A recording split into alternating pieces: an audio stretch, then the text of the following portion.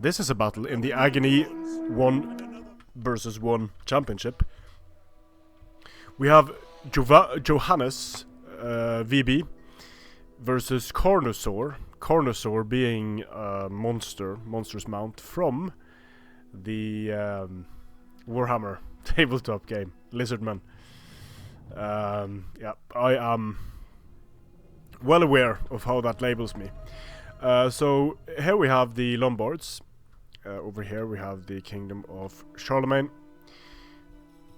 The Lombards levy spears on the flanks, a center of Gestalt swords, swordsmen over on the flank. So Gestalt swords in the center actually, and then they are flanked by Gestalt swords, levy spears on the flanks, Lombard horse, a bunch of these levy archers. In the back we have levy axes. Levy axes, that's interesting. They don't have the best charge bonus, but you do get some bang for your buck with those guys. We have sighted the enemy. The kingdom of Charlemagne has a center of swordsmen. Those are quite a few swordsmen in the front line. Behind them we have mounted swords. Again, the mounted swords more heavily armored than their non-mounted counterparts. Mounted spears as well, a lot of armor on them. But I'm a bit worried for the kingdom of Charlemagne, because the kingdom of Charlemagne has strong cavalry flanks backed up by spears. Same thing over here. They don't have any skirmishers in this battle, so this could be interesting. The cavalry of the kingdom of Charlemagne is very good. The Frankish cavalry, really good. The Frankish horsemen are not. The Scola cavalry as well, really good. They don't have a 30 bonus versus Cav, but their bonus is more than enough versus the Lombards. The Lombards are pushing hard for this forest here, and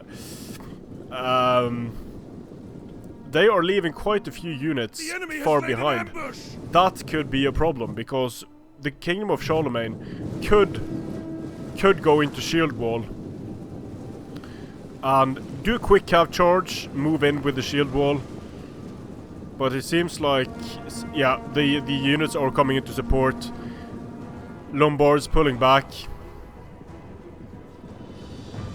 Mounted swords up against the levy spears. That's not going to be fun for the levy spears. Ooh, Lombard horsemen getting into the swords here. They're going to lose men pulling out of there. Losing about 10 men. Here come the axes. These swordsmen are not in any type of shield wall. The Lombard axemen sort of hit these guys in the rear, the swordsmen in the rear. The axes are being used as frontline infantry here. They won't survive for long. But they will do some damage to the swordsmen on the charge. Now, none of these guys are using shield wall. Where here we are, swordsmen and shield wall moving up, very nicely done. And you can see how much damage the swordsmen took here, already breaking. And the Gestalt swords moving up in shield wall. The axes are getting an obscene amount of kills here. The cavalry really didn't do much. Sending in the Scola cavalry like this. Let's see if they can get some kills. They could certainly break through the axes here. So now the axes are gone, but I think they did a fair bit of killing. The Gestalt swords need to move in with their shield wall. Very chaotic, very messy battle this. Over on the flanks, the Frankish cavalry is trying to break through, but it's so hard to break through concentrated infantry formations in Age of Charlemagne.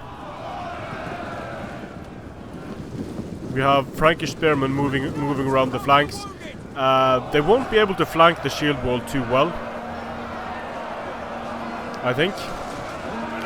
And now shield walls are mainly being used on the side of the Lombards. The Franks are surrounded by a Gestalt cavalry here and by the Gestalt swords in shield wall here. So the axes coming in for a second charge. I mean, I'm getting so excited watching this, because the tactics being used here and the pace is just awesome. Like, it's exciting to see whether the guardsmen are getting hammered by skirmishers. And this is the problem with not having any skirmishers of your own.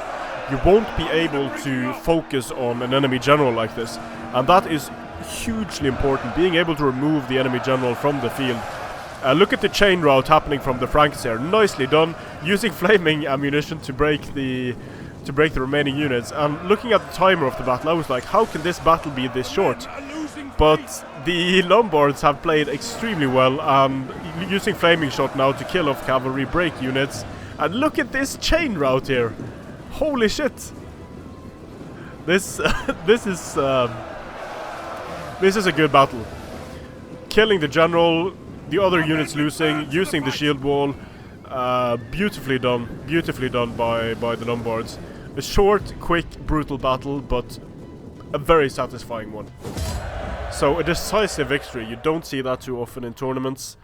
And that was Little Mo is JohannesVb. So wow, that was a great battle. Totally unexpected. I didn't see the battle going that way. But moving in, the Kingdom of Charlemagne, to win infantry fights, it needs shield walls. It needs to win the cav fights, and it needs to start using the cavalry against engaged infantry. If you're engaging head-on, you do not have the charge bonus to break infantry lines, and you can sort of see it on the killing here, done by the Frankish sword units. Nothing really stands out on the Kingdom of Charlemagne side. The Levy Axemen, for the price, did a great job in charging in. And then the Gestalt swords, they barely took any damage here. They took a few casualties, didn't get an insane amount of kills. The Levy archers got some kills, but some very important kills on the guardsmen, and that end to the battle where everything just ran off the field. Awesome. We will have more battles from Lil Mao and Carnosaur Lizard, and the way this battle turned out, I'm quite looking forward to that. Strength and honor.